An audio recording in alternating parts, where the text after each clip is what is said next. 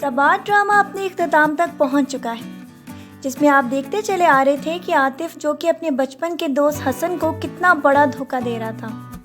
محض ایک اچھی جاب اور دولت کی خاطر وہ اس کی بہن کی وجہ سے حسن کی زندگی تقریباً برباد ہی کر چکا تھا، اور اب تو اس کا فوکس یہ تھا کہ کسی طرح حسن عنایا کو طلاق دے دے تاکہ وہ اپنے مقصد میں کامیابی حاصل کرنے کے بعد اس کی بہن سے زیادہ ساری مراد لے سکے۔ جو کچھ عاطف کر چکا تھا وہ تو کر چکا، لیکن آگے آپ دیکھیں گے کہ اب اس کی حقیقت سامنے حسن کی آ چکی ہے، اور حسن کو یہ باتیں صاف کلیئر ہو جائیں گی کہ اس کی بہن میرال کی وجہ سے ہی وہ اس کی برین واشنگ کرتا چلا آ رہا تھا، اور جو الزامات اس نے عنایا پہ لگائے تھے وہ سب کے سب جھوٹے تھے۔ اس کے بعد تو حسن کو بہت زیادہ غصہ آئے گا اور اپنی سارے کیے پر اس کو پچھتاوا ہوگا۔ اب اس کو پچھتانے کا کیا فائدہ؟ عنایا جو کہ اپنے والد کی وفات اور اپنے بچے کی پیدائش کی تکالیف جو دیکھ چکی تھی، اس کے بعد تو حسن کی اس کی زندگی میں جگہ باقی ہی نہیں، اور حسن اس کے گھر جاتا بھی تو کس منہ سے؟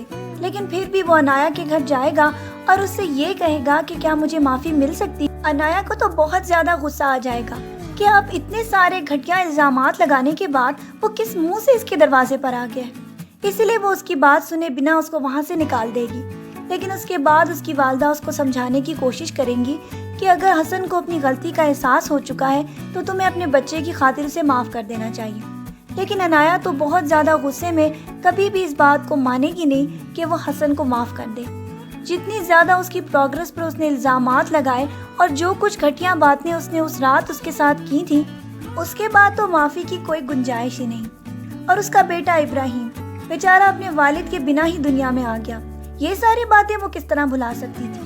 لیکن آگے جا کر آپ دیکھیں گے کہ اس کو یاسر قریشی کی بھی صحیح حقیقت کے بارے میں معلوم ہو جائے گا۔ اسے صاف یہ بات پتہ چل جائے گی کہ یہ بھی اس کو ثنا کی طرح پروموشن دے کر اپنا ہاتھ کا کھلونا بنانا چاہ رہا تھا۔ یہ ساری باتیں جب عنایا کو معلوم ہوں گی تو اس کے بعد وہ اس کو بہت ساری باتیں سنانے کے بعد یہ نوکری اور یہ پروموشن اس کے منہ پہ مار دے گی اور وہاں سے چلی آئے گی۔ یہ باتیں تو اس کے لیے بہت زیادہ شاکنگ ہوں گی، کیونکہ وہ تو یہ سمجھتا تھا کہ وہ عنایا کو بھی اپنے بس میں کر لے گا، لیکن عنایا تو ایسی ہے ہی نہیں۔ یہ تو عاطف کے غلط الزامات کی وجہ سے ہی حسن کے دل میں اس نے نفرت پیدا کر دی تھی۔ آگے جا کر آپ دیکھیں گے کہ اب عنایا کے آگے بہت زیادہ مشکلات تو کھڑی ہونے ہی والی تھیں، لیکن جب حسن کو اپنی غلطی کا احساس ہو گیا تو اس کے بعد اس نے اپنے پیرنٹس کو بھی اس بات کے بارے میں بتایا کہ عنایا کے گھر ابراہیم پیدا ہو چکا ہے۔ بیٹے کی پیدائش کا سننے کے بعد اس کے پیرنٹس بہت زیادہ ایکسائٹڈ ہوں گے، لیکن میرال کو جب یہ پتا چلے گا کہ یہ لوگ عنایا کو واپس لانے کی کوشش کر رہے ہیں تو اس کا ایکسیڈنٹ ہو جائے گا۔ یہ خبر ملنے کے بعد تو اس کے پیرنٹس بھاگے بھاگے ہاسپٹل جائیں گے، اور وہاں جا کر یہ معلوم ہوگا کہ اب میرال کبھی بھی نہیں چل سکتی۔ وہی میرال جو اپنے قدموں پر چل کر لوگوں کو اپنی گھٹیا باتیں سنا کر ذلیل کر دیا کرتی تھی، لیکن اب تو اس کی باتیں جو کہ اس نے حارث کو بھی سنائی تھی وہ اس کے سامنے آ چکی ہیں۔ بیچارہ حارث کس طرح اس کے آگے گڑ گڑا رہا تھا کہ تم خلا نہ لو، تم جیسے کہو گی میں ویسے ہی بن جاؤں گا، لیکن وہ تو اپنی انا اور اپنی خودی میں اس حد تک بڑھ چکی تھی کہ وہ انسانوں کو اپنے پیروں کی جوتی سے بھی بہت زیادہ حقیر سمجھتی تھی۔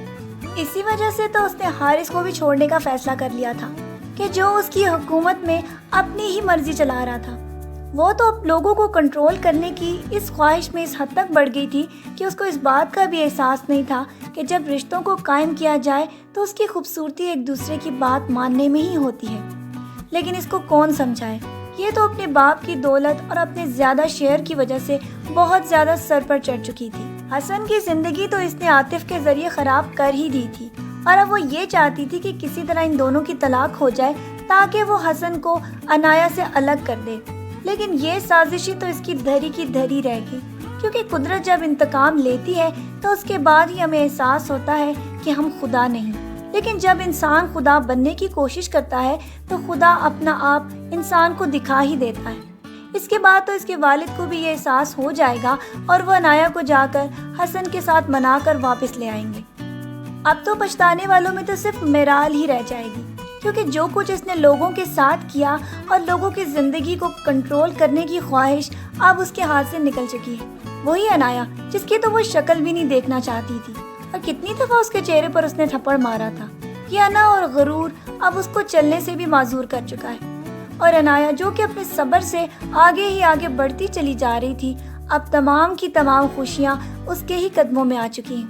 اور اس کا بیٹا ابراہیم، جس کے لیے وہ یہ سوچ رہی تھی کہ اس کے لیے والد کا سایہ لانا بہت ہی مشکل ہے، لیکن اب اس کو نہ صرف والد بلکہ اپنے دادا دادی کا بھی پیار ملے گا۔ آپ کو یہ ڈرامہ کیسا لگا؟ اپنی رائے سے ہمیں ضرور آگاہ کیجیے گا، اور مزید ڈرامہ پروموز کے لیے ہمارا چینل دیکھتے رہیں۔ اپنا ڈھیر سارا خیال رکھیے گا، بہت ساری دعاؤں کے ساتھ۔ اللہ حافظ۔